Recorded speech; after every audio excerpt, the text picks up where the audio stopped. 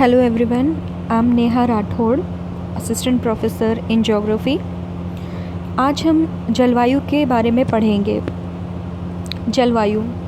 जलवायु शब्द दो शब्दों के मेल से बना है, जल प्लस वायु।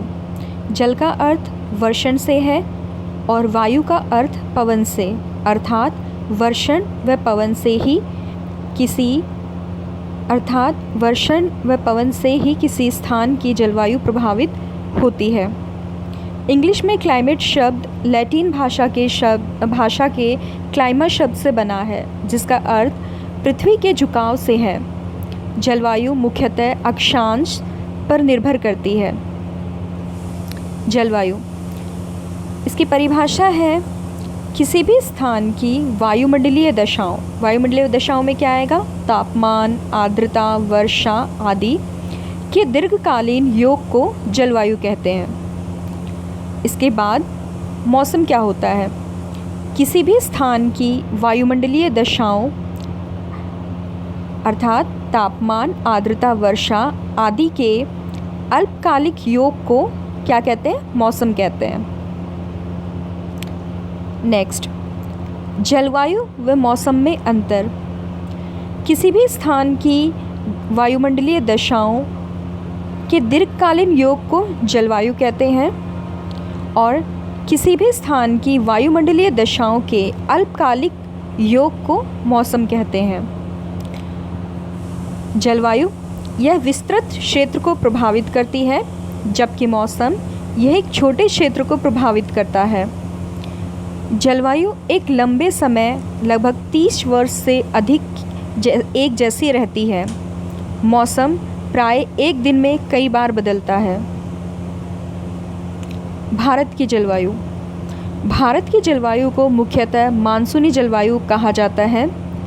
एशिया में इस प्रकार की जलवायु मुख्यतः दक्षिण और दक्षिण पूर्व में पाई जाती है। देश में जलवायु में प्रादेशिक विभिन्नताएं भी देखने को मिलती हैं। हम दो तत्व तापमान और वर्षण को लेकर देखते हैं कि एक स्थान से दूसरे स्थान पर तथा एक मौसम से दूसरे मौसम में इनमें किस प्रकार की भिन्नता है। भारत में प्रदेशों में तापमान व वर्षण में अंतर। तापमान, गर्मियों में राजस्थान के कुछ स्थानों में तापमान लगभग 50 डिग्री तक पहुंच जाता है।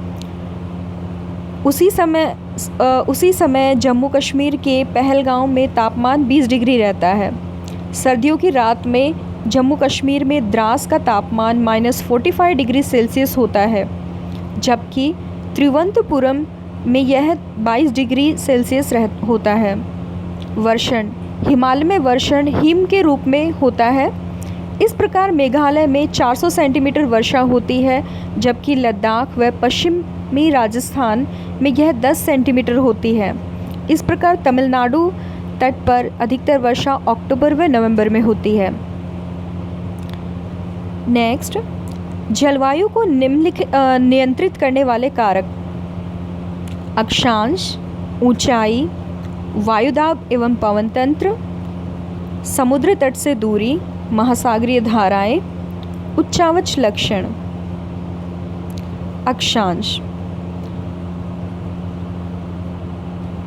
अक्षांश पृथ्वी की गोलाई के कारण इसे प्राप्त सौर ऊर्जा की मात्रा अक्षांशों के अनुसार अलग अलग होती है। इसके परिणाम स्वरूप तापमान विषुवत रेखा से ध्रुवों की ओर सामान्यतः घटता जाता है। इस डायग्राम में हम देख सकते हैं कि इक्वेटर के ऊपर जो सनलाइट है वो बिल्कुल सीधे पड़ रही है, जिसकी वजह से वहाँ पे टेम्परेचर जो है वो ऑल ओवर द ईयर अधिक रहता है।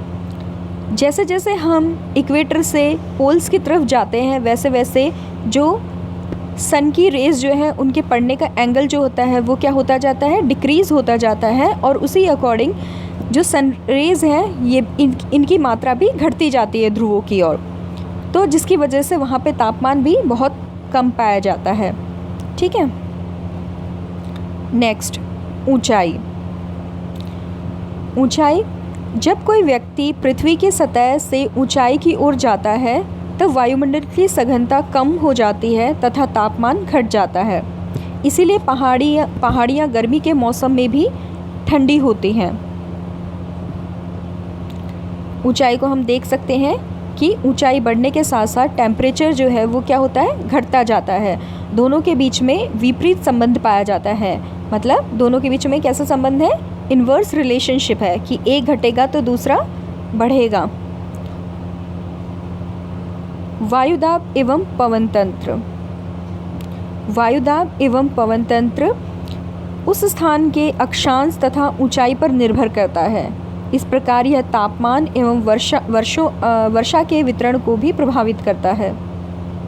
समुद्र से दूरी। समुद्र का जलवायु पर समकारी प्रभाव पड़ता है।